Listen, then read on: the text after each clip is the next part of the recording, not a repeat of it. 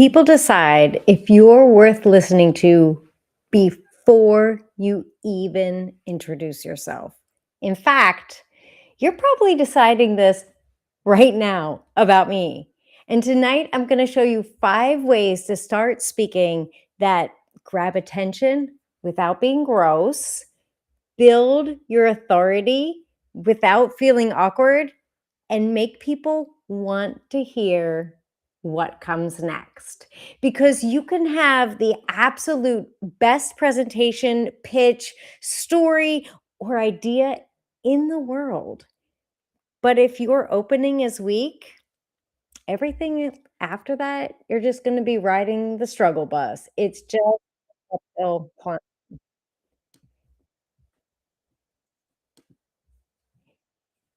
Ooh, there is my first line. So you can tell there's a pretty long delay. My goodness, my goodness. So, doing some technical things. We had some glitches with Instagram. Sorry, Instagram, wasn't able to hook up with you tonight. Trying my best, trying my best. Instagram was not playing nicely. But who is this session for? Not for Instagram, unless we can figure out how to hook that up mid-session. But our tonight's topic is for professionals who present ideas at work, lead meetings, pitch clients, speak at events, record videos, care about interviews, actually pretty much anyone who speaks and wants to be more memorable when they speak, because every speaking opportunity begins with the exact same question: why should I listen to you? It's a hard question, but one we need to answer every time we speak. Speaking of which, who am I and why should you listen to me? If we haven't met before, hi, I'm Elizabeth, and I'm a verbal branding expert and communication coach. I help professionals own their voice so that they can communicate with confidence and become the person people remember long after the conversation ends. And if there's a gap between your knowledge, your expertise, your value, and how people perceive you, this is where I come in. This is what I do. My work closes that gap. Actually, closes that gap. That's the visual we want, right? So, quick question here for everyone who's live and listening on the replay. What's your typical opening when you're giving a presentation, a speech, you're about to speak in a meeting or a video? Type it in the chat. Let me know. Send me a private message. Do you start with a hi everyone? Thank you for having me. My name is what is your typical introduction? Let me know. And while you're thinking about that, while you're writing that, let me know which part of today's content, because you probably read the description, which part of today's content are you most excited about? What is going to help you, right? So by the end of this session, you're going to know why most openings fail, the psychology behind audience attention. So we're going to use science and not just, oh, Elizabeth said this, like it's actually researched. And 5 hook styles you can use immediately. This is not a PhD in hooks or introductions. I'm giving you practical insights so you can hit the ground running starting tomorrow or tonight, depending on which time zone you're in. Not for me. After this, I am calling it a day. So, 5 hook styles you can use immediately. And we're going to talk about which hooks generally work in best in different situations. There's not a hard and fast rule, but there are some research studies and tactics that we can use and some insights from me that I'll share with you. And also, you're going to learn how to make people lean in instead of tune out, because that's what we want. We want people leaning in, leaning into you. Now, I'm going to do a quick check. Was having some technical difficulties earlier. I see people are joining us. Welcome. Go ahead and leave a comment. I can see if you comment, like, I'm sorry, Instagram, we weren't able to connect with you, but go ahead and leave a comment. Let me know where you're listening in from. go ahead and tell me how you use presentations or which are the common begins and introductions you hear. That was my quick check, and that was the audio. So we know the audio is working, which is always a good sign, always a good sign. And we also know that there's a delay. So if you're typing something and I don't call it out immediately, don't feel it's a personal thing. Simon, welcome. I tend to use conversation continuation. I tend to use the conversation continuation. Interesting. You start a presentation that way, or maybe you mean in meetings. If, yeah, I'd love to know a little bit more about that. And I'm trying to get that delay a little bit shorter. So thank you for that, Simon. I'm really interested in this conversation continuation. Let me in on that.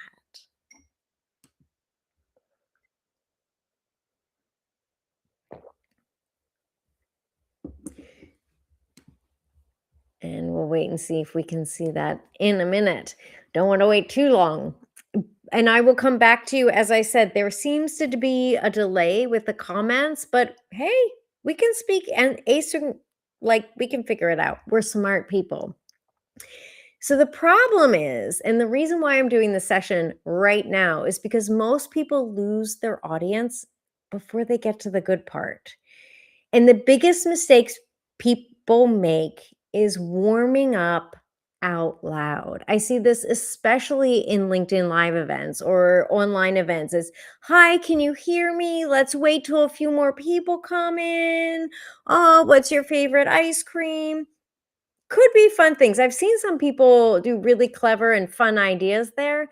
However, warming up out loud, start with the good stuff. Let me know what's important first before we scroll away.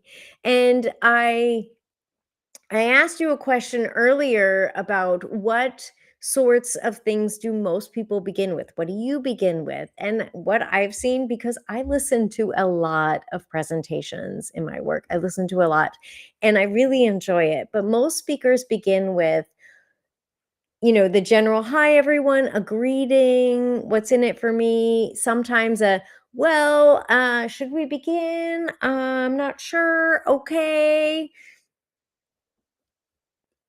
Meanwhile, the audience, just as you are right now wondering, "What's in it for me? Why should I care? Is this worth my attention?" And it's not because they're rude. It's not because they're rude. It's because they're smart. And attention is earned, not given, especially in 2026. And people decide quickly, instantaneously. In fact, it's often not even a conscious decision. We all decide, is this relevant? Is it useful? Is it interesting? No. Swipe, right? And your opening, when you are beginning to speak, when you are entering into a conversation, your opening answers those questions or not.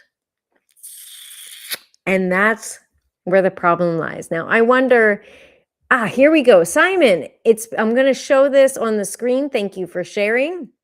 It's pretty straightforward. If the big starts ever worked, people are are jaded by them. After all, if they didn't want to listen, they wouldn't be there. Okay, so you're talking about a live situation. Absolutely agree. If people are in the room and your name is on the list to be presenting, they want to hear from you. They're excited to hear from you. They want you to do well. Totally agree. After all, if they didn't want to listen to you, they would not be there. So you don't need to grab their attention. You just need to not lose it, if you see what I mean. I see what you mean and I applaud it. Absolutely. Absolutely. I think some of these hooks and catchers are more for the sensational ones that you're speaking of. The more, was it the big starts, the words you used, like that phrase, those big starts are more for where we have to grab the attention. I see this a lot on social media. I've even seen it by the gas pumps when I was in the USA the last time pumping gas. Totally overwhelming, so many things demanding my attention. And here we go. The next follow-up phrase, "Thank you, Simon," hence opening with something that picks up on the conversation immediately before the start of the presentation and continues that as though it's a conversation. I hear you, I see you, I applaud you. I love that. So kind of taking something that was already happening, either the previous speaker or something that the group already experienced together and continuing. So at a conference or an event. I love that. I love that. The conversation continuation. It's even fun to say. That's really, yeah, it's a good one. It's a good one. I've seen people do that not only at the start, but also at transition points in their presentation, referencing to the previous speaker, if there are links. I mean, yeah, when it makes sense. This is great. So I wonder if I'm alone or how many others have sat through presentations where the speaker took 3 minutes to warm up, 5 minutes, 35 minutes to get to the point, to get to the main point. Have you ever been in a presentation where it just felt like, where are we going? I'm confused because I definitely have.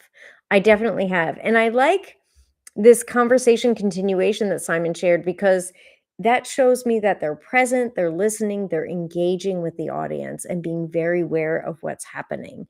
And it's interesting because in my experience, those first 10 seconds as a listener tells me so much. It's like a picture tells you 1,000 words. It tells me almost everything about the speaker. Are they present? Are they listening? Are they engaged? Are they prepared? Are they nervous? Are they excited?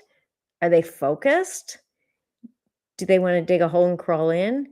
Usually within the first 10 seconds, I can tell everything. And you're smart. I guess you can feel it too. And when someone steps onto the stage, steps out in front of the group, there's something our brains as human instinctively knows. Do we lean in or do we reach for the phone?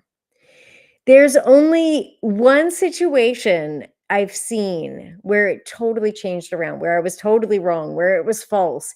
And I'm going to tell you about that because it's actually a technique that I'll tell you about a little bit later when we get into the 5 styles. But just think about that. Like, usually when you're watching, I bet you can tell it too. So if you're watching, go ahead and leave me a thumbs up or a comment depending on which platform you're on, because we are on a couple different platforms tonight. And just if you felt that and know what I'm talking about. How about you, Simon? Because you are definitely engaging with the comments. Love that. High five for you. Thank you for that. Yeah, those first 10 seconds can tell us so much, so much.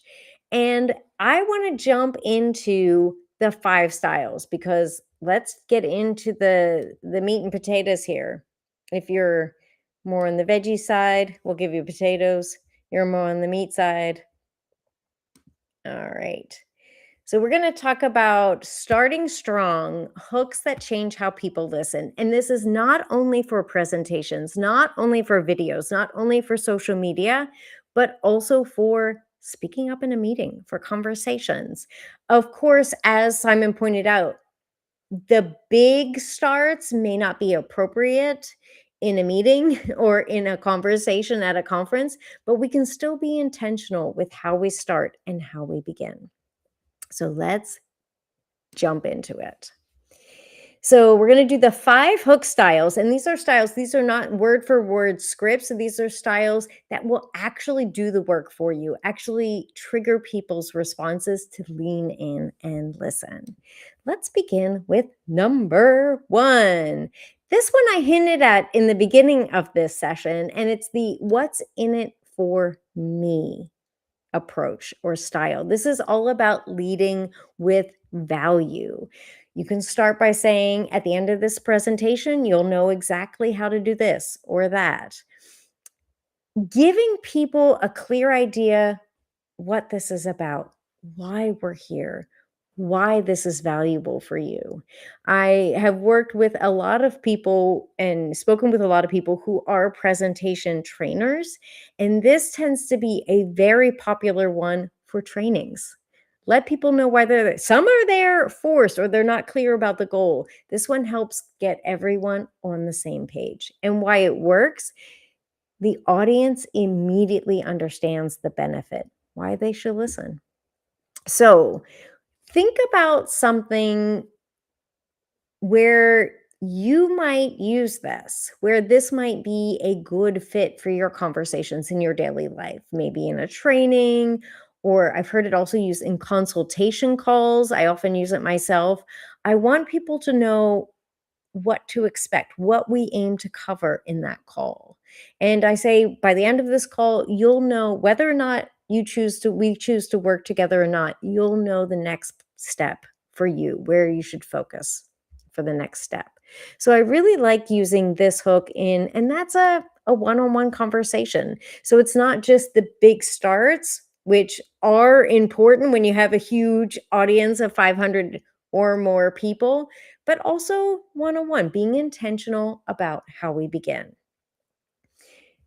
All right. The second style I want to talk about today is the shock or bold claim. This falls more into the big starts. This is one that feels better fit for social media. I see this one a lot where they challenge an assumption with a bold statement. For example, most presentations fail before slide 2. And you're like, "What? Huh? What's happening?" And then people wanna know if that's true. Could that be? Before slide 2? What about my presentation? So it's a way to trigger a response, an emotional response. Maybe doesn't feel right for you. The main thing is staying true to you and your voice, but this is an option, a popular style. And some industries are just rife with these kinds of statements. They come up left, right, and center. Maybe you've heard a few in your industry, what are some of the bold statements you've heard? And you can either flip or agree with or twist it. It's a fun exercise to do. Sometimes I'll just sit down and think about things I hear people talking about and say, do I feel the same? Do I want to challenge it? It's a great way to start.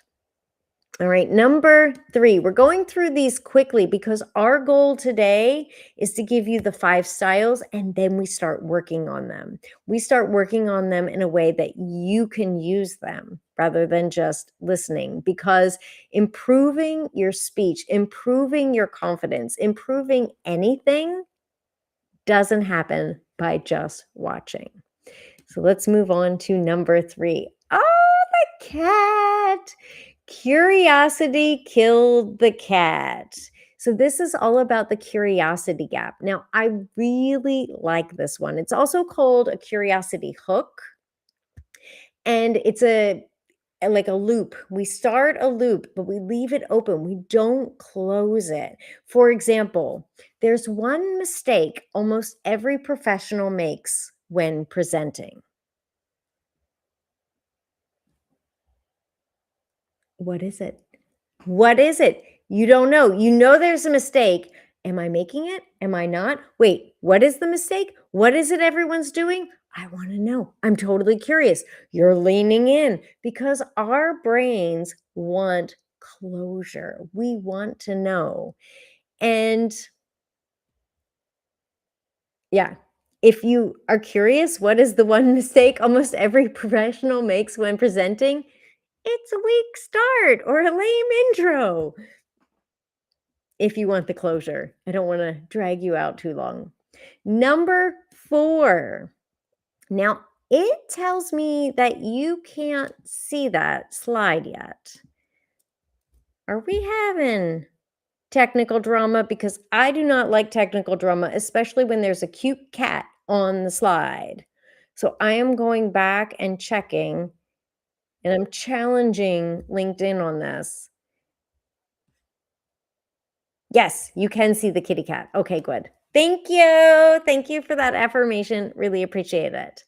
All right, so we're moving on for number 4. Do you feel the tension? Do you feel the tension with the rope? This number 4 is a micro story. Now, I am not talking about a saga. I'm not talking about a Hollywood movie. I'm talking about a 3-line story, a 3-sentence story, or a 2-minute story max. It's a micro story. It's an excellent way to begin speaking or sharing with someone. And it when I'm showing this rope at the top and you can see it's fraying, it might rip apart. We don't know what's going to happen because when we tell a micro story, when we use this, we want to drop people directly in the moment, directly in the tension, not build up. Well, I was born in Pennsylvania. My parents, no, we don't have time for that. This is a micro story. The second I walked on stage, I knew something was terribly wrong. Tension. Do you feel it? That's where we want to start. Then you take the other 2 sentences to resolve it and connect it to the rest of your point or story. Why does this work? It works because we're human and we love stories.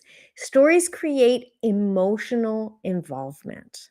People feel the story, they feel your data, they feel what your point is rather than just hearing a list of facts. Stories create tension, even if it is a list of facts.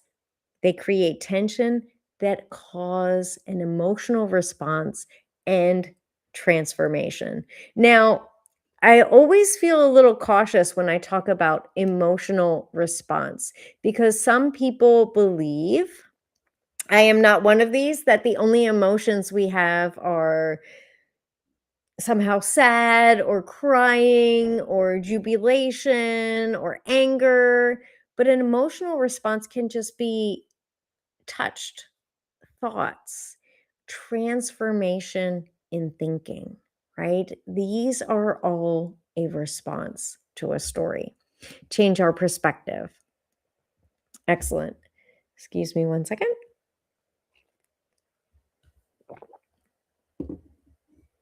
So, when I work with professionals, I find this is one of the most difficult when I'm working with my clients. This is one of the most difficult ones to do because when I say, "Hey, let's put a story in here. Let's try starting with a story," or "Can you give me a story to express that? What makes that data meaningful?" And what I get back is a list of facts. So the main difference between a list of facts and a story is the rope. It's the tension. Build some tension. Don't close it right away. Let us lean in. Let us feel the meaning there.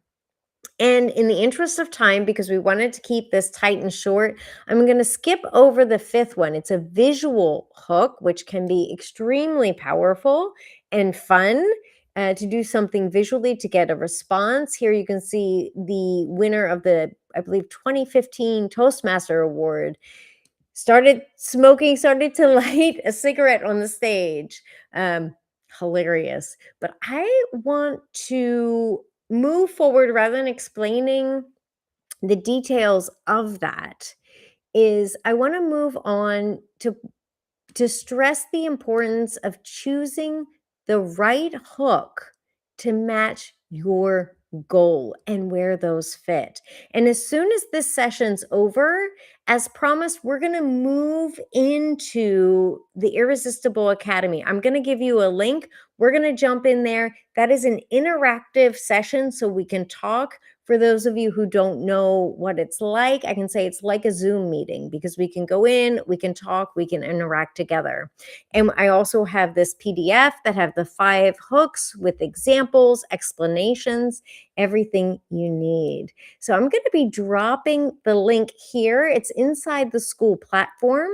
So again, I'm not sure if I can drop the link here, but I'm going to try. If not, I'll go around to all the platforms again and drop it again. Let me write it out here. So you can join me there. And we will, yes, it has gone through. Excellent. So you can join me there. We're going to have a live session where we are going to be working. You can try it. Bring what matters to you because, yeah, we're going to bring what matters for you. That can be a pitch, a presentation, a meeting opener, a video introduction, and you'll get real time feedback in a supportive environment because nobody gets nobody gets better at speaking by watching. Takes action. So I already gave the link. So please join me there. We'll be starting in 1 minute, and our group should be in there waiting for us. In there, we're going to be talking about when to use which hook, where it fits best. But please remember, people decide quickly whether or not to listen. And most openings fail because the focus is on the speaker instead of the audience, who I am, what I want to talk about. And now I've given you 4 hook styles, not 5. Sorry, you have to come to the session to get number 5. And the goal is not to sound more clever. That's never the goal, or more impressive. The goal is to connect and make people care. It's about that, not just giving information, but transformation. Transformation. Because if your opening is weak, you will be riding the struggle bus the whole way through. So start off strong, and it'll be a lot easier. Thank you so much for joining our session today, and I will see you on the Skool platform inside the Irresistible Academy. The link is there. Let's talk.